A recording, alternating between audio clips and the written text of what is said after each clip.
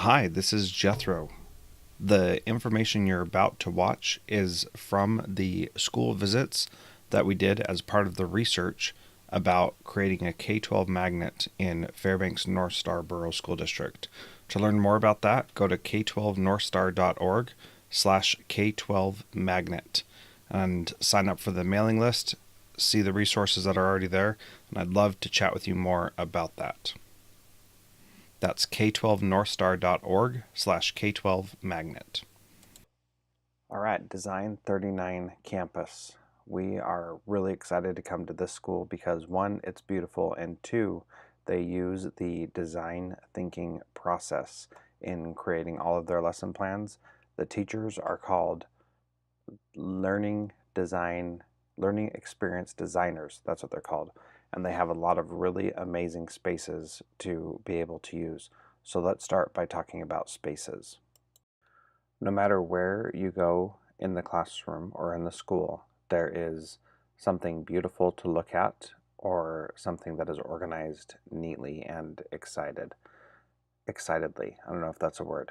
So they have what are called makeries, which are these spaces that kids can go in and use for different specific projects. And all throughout the school, everything is on wheels. Everything is designed to have two uses from the beginning.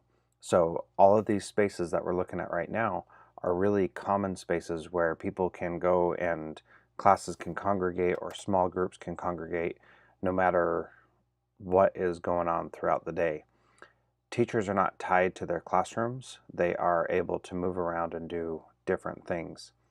This, for example, is the library, which is a beautiful space and has lots of different configurations that it can be in, and kids can come in and use that as they need to. So really exciting in the spaces. Like I said, everything has two uses for whatever piece of furniture they get, and that was part of the design process that they had.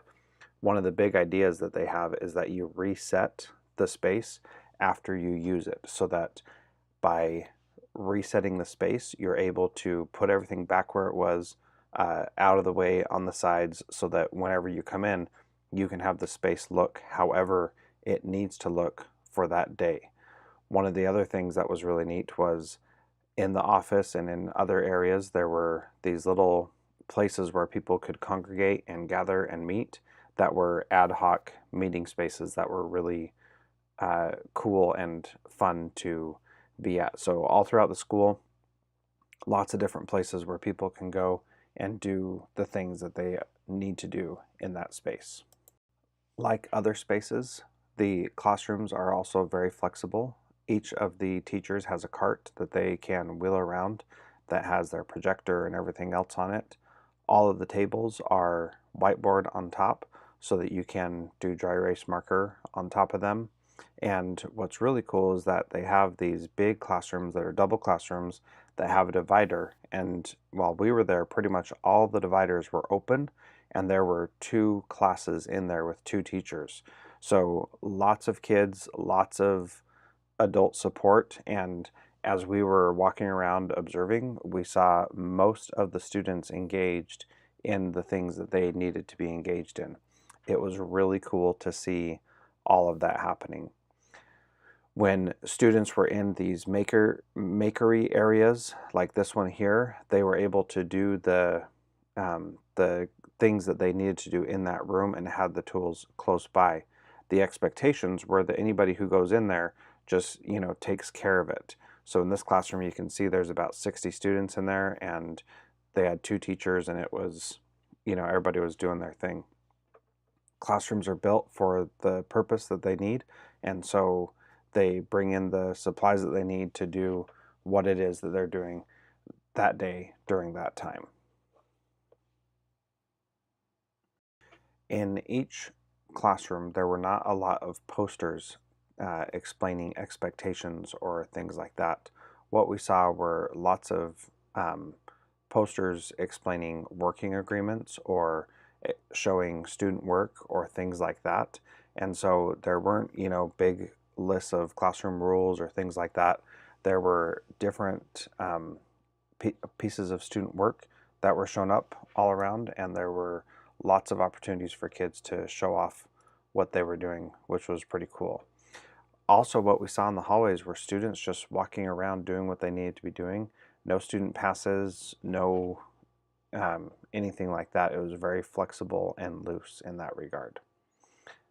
As I mentioned, they used the design thinking process for their whole entire school, from the creation of it to the creation of different blocks throughout the year for the lessons that kids are learning, to their lesson plans and all that kind of stuff. So they used the design thinking process for everything. They used it to create the school, to build the school, to buy the furniture, all of that. And it's definitely ingrained in their culture. And this is the adult design studio, not a faculty room, not a collaboration room, the adult design studio. And they have student design studios, which are their classrooms basically. And the whole idea is to use the design thinking process for all kinds of learning throughout the school, inside and out. And it was really amazing to see that that is actually the case, and that is truly what they do. And the teachers are not called teachers, they're called learning experience designers.